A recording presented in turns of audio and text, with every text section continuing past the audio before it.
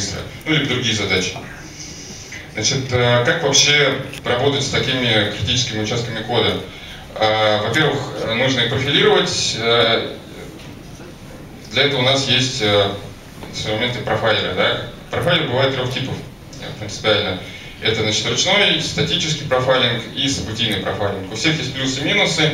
Ручной профайлинг мы вручную пишем какие-то декораторы, либо замеряем время до входа в интересующий нас блок кода и после выхода, и смотрим, сколько времени заняло это исполнение.